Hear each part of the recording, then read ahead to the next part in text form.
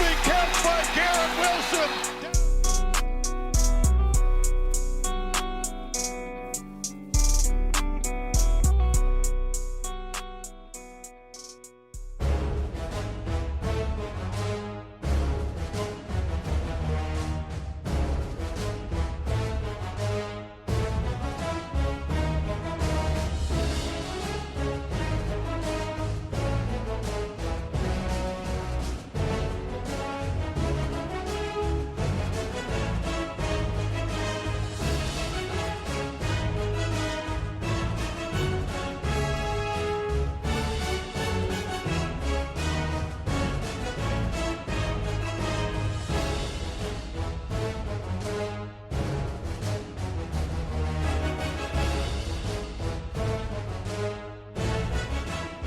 Hey, what's going on, everybody? With the draft coming up, I see so much discussion about who's the top receiver, who's going to get taken first, who should get taken first, and really who's the best receiver in this draft class coming out. In this video, I want to take a look at really the 4 guys who could be in contention to be that first one taken. This is all just subjective because you might think someone is better than the other person, but if you've never seen them play, or if it really depends on what the team is looking for. Because as you know, there's different types of receivers and there's different play styles, right? For example, there is no better route runner in this draft than Chris Olave, and it's not even close. Now, I see a lot of mock drafts of Drake London being the first receiver taken, and maybe that is because the New York Jets or whatever team it is, they want a receiver that can go up and high point the ball and who is really explosive. When I think of explosive receivers, they may not have the best route running, but if you put the ball up there, you always feel like you have a chance. When I look at Drake London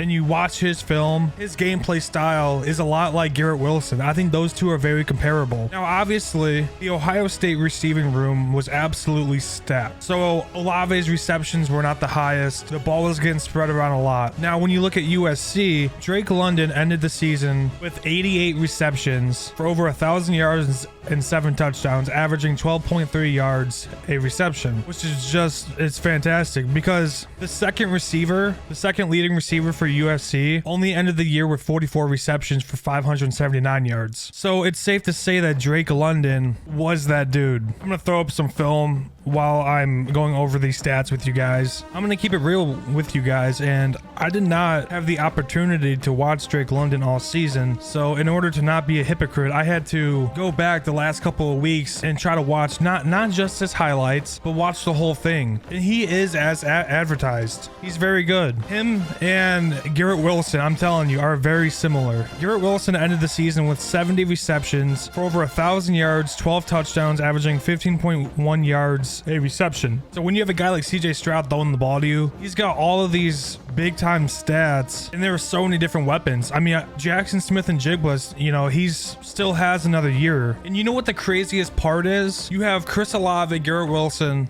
Jameson Williams was in this wide receiver room last year, or 2 seasons ago, he was in the same room. And there is no bad blood or anything with Jameson Williams transferring down to Alabama. It's completely understandable. Let's take a look at what he did. Now, if you're looking for a burner, someone who's just going to absolutely obliterate defenses with his speed, I'm talking like Tyreek Hill speed, man. Jameson Williams is that dude. Obviously, he got hurt in the, I think it was the national championship, but he is electrifying. 79 receptions, just over 1,500 yards, 15 touchdowns, and almost averaging 20 yards a reception in the SEC.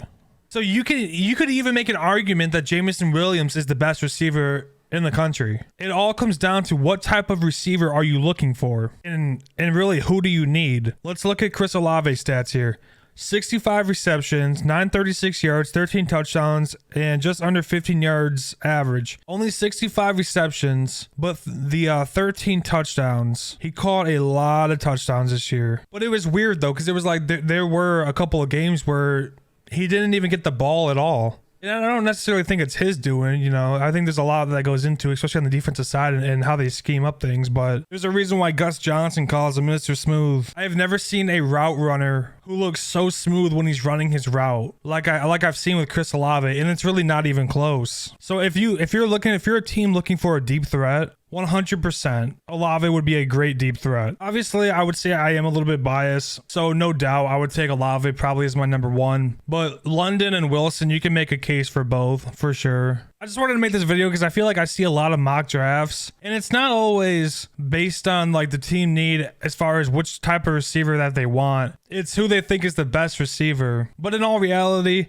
you can't go wrong with any of these guys. I can't wait to see where Jameson Williams falls to, which unfortunately probably will fall, mainly because of his injury. But there's a lot of wide receiver needy teams out there, a lot of them. Yeah, so for me, it's not even like when you take away the stats and you just watch the film and you watch the games. That's why I'd probably roll with Olave at 1, but what do I know? Let me know what you guys think down below. Which receiver would fit your team the best based on the things that they can do really well. Hope you guys liked this little video. If you did, make sure you hit that sub button for me, and I'll catch you guys later.